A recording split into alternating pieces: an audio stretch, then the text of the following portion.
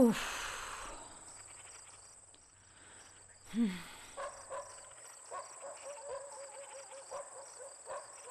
এই শোনো না, পাঁচবারিশটা দাও তো, পাঁচবারিশটা দাও।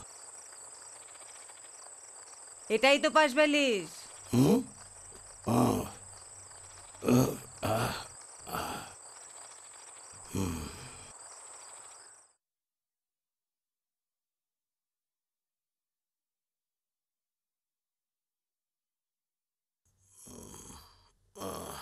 ইনি রমেন বোস। আর 5টা মানুষের ভিড়ে আলাদা করে চেনার মতো কোনো বৈশিষ্ট্য এখন আর তার নেই, কিন্তু আবার আর 5টা মানুষের মতোই তার মধ্যেও প্রতিভা ছিল, সম্ভাবনা ছিল।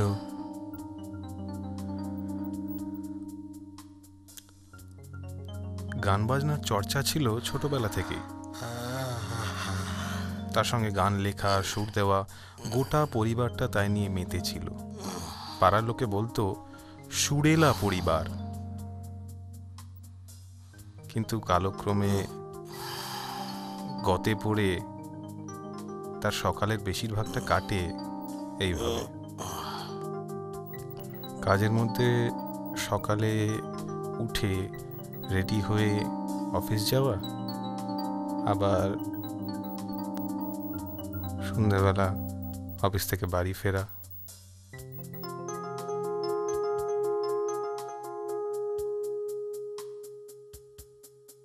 আর তারপর খেতে এসো। এই যে খেতে এসো।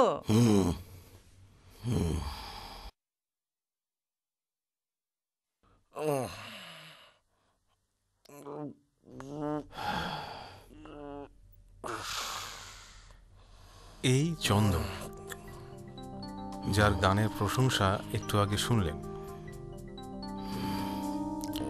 শুধু গান নয়, বাদ্যযন্ত্রের ওপর দক্ষতাও অসাধারণ। কিন্তু ফল কি হলো? সকালটা কাটে ঘুমিয়ে, আর দুপুরটা চাকরির কাগজ উল্টিয়ে।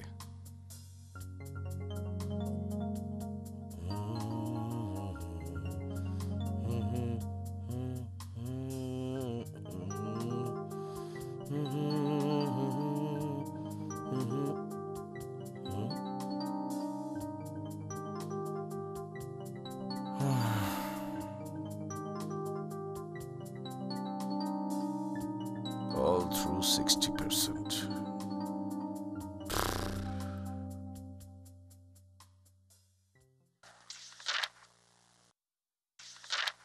আর সন্ধেবেলা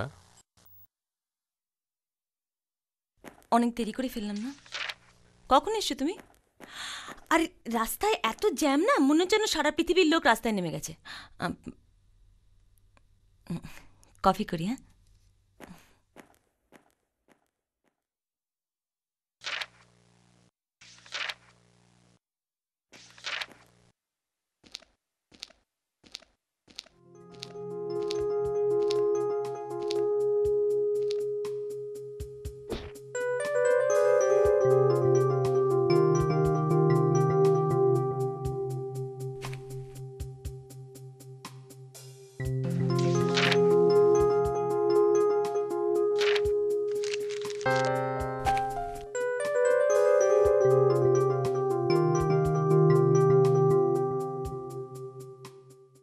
আর তারপর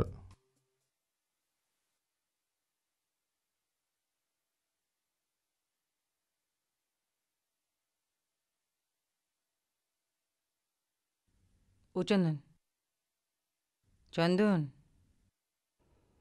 চন্দন, খেতে এসো, এসো।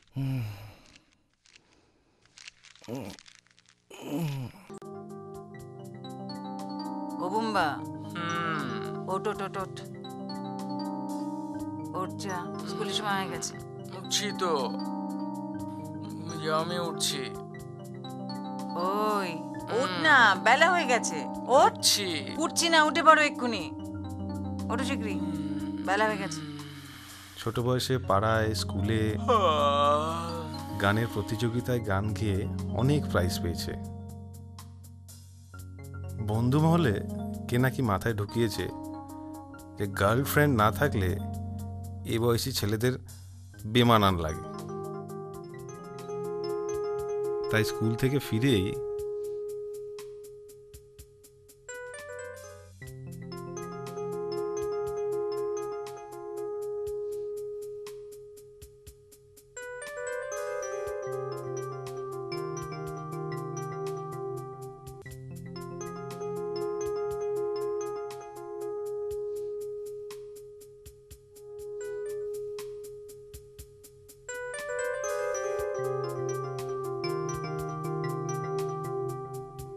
এই আরে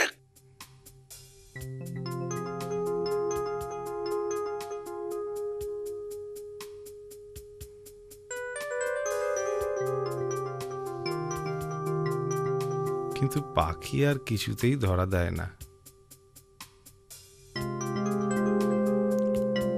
অগত্যা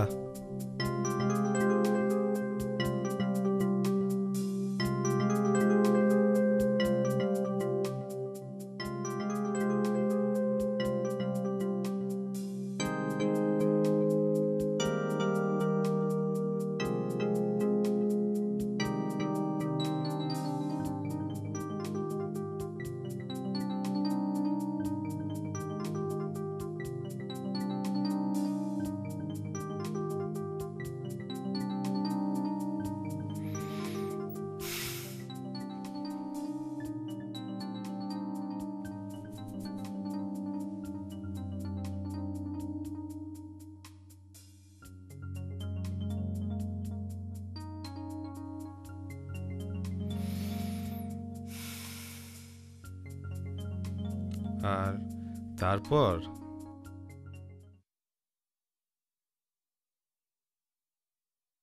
বুম্বা, খেতে আয়।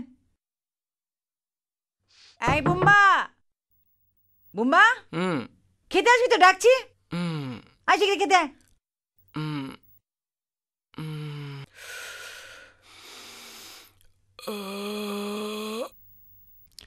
রমেনবাবুর স্ত্রী অপর্ণা মিউজিকে এমএ, প্রায় 10 বছর সেতার শিখেছে।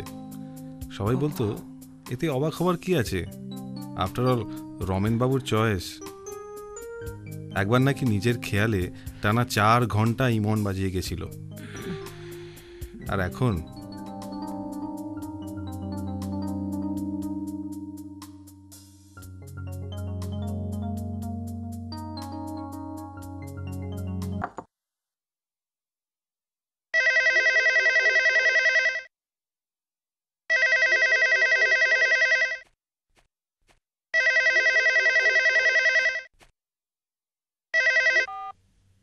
হ্যালো, ঝিলিক, কি রে, কেমন আছিস? না, আমরা সবাই ভালো আছি। কবে আসছিস, কবে? এখনো দেরি আছে? হ্যাঁ, সে কি রে? হা হা, আমি তোকে কতদিন দেখিনি বলতো। শুনছো, ঝিলিকের ফোন তো? না না, আমার খুব মন খারাপ করে। হ্যাঁ, ও গানের স্কুল? হ্যাঁ, গানের স্কুলে যেমন চলে তেমনই চলছে। আচ্ছা নে, তুই ধর ধর, বাবার সঙ্গে কথা বল। হ্যাঁ রে, কেমন আছিস? হ্যাঁ, আচ্ছা। আমি ভালোই আছি, চলছে আর কি। তোর কোর্সের কি খবর? সে সবার নামগন্ধ নেই? হ্যাঁ হ্যাঁ, গানের স্কুল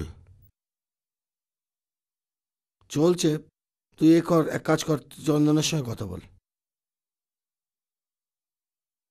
হ্যাঁ বলুন ম্যাডাম। আমি আমি আছি, আমার মতোই আছি। হ্যাঁ না না, গানের স্কুল তো চলছে। হ্যাঁ হ্যাঁ, ঠিক আছে, গানের স্কুল চলছে। তুই আগে বল তোর বিরিতি বরের খবর কি, নিয়ে আসছিস তো সঙ্গে করে? আরে বাবা, চলছে চলছে, গান স্কুল চলছে। তুই একটা কাজ কর, তুই একটা বৌমার সঙ্গে কথা বল বল। হ্যালো দিদি, শোন না, বলছি যে আমার জিনিসগুলো ঠিক আনিস কিন্তু, ভুলিস না যেন। আমি ভালোই আছি। হ্যাঁ হ্যাঁ, পরীক্ষা তো সামনের মাস থেকে শুরু। পড়াশোনা ভালোই চলছে। হ্যাঁ হ্যাঁ হ্যাঁ, ঠিক আছে ঠিক আছে, রাখছি তাহলে আমরা এখন। হ্যাঁ, মাকে দেব, মা। হ্যাঁ রে, ও আচ্ছা আচ্ছা আচ্ছা, ঠিক আছে। শোন শোন শোন, তুই কিন্তু সাবধানে থাকিস। না না, শরীরের যত্ন দিয়ে ঠিক করে নিও। হ্যাঁ, আরে বাবা হ্যাঁ, ঠিকই চলবে, গানের স্কুল ঠিকই চলবে। আচ্ছা আচ্ছা আচ্ছা আচ্ছা, ঠিক আছে, রাখি। আর টেলিফোনের বিল বাড়াতে হবে না বাবা, রাখি। আচ্ছা আচ্ছা, ভালো থেকো। ঠিক আছে, হুম হুম হুম, আচ্ছা।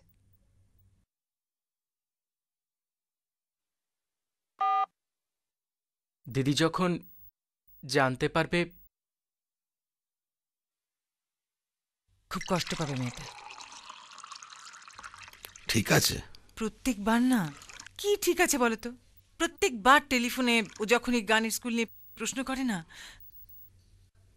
কি আমরা আমরা ওই কথা চাপা দেবার চেষ্টা করি। তো কি করা যায়? আমার নিজেকে খুব ছোট লাগে। বিদেশ ভুগিয়ে পড়ে আছে, এখন জানানোর কি দরকার? এসে নয় জানবে। হুম হুম হুম, হ্যাঁ ঠিকই আছে।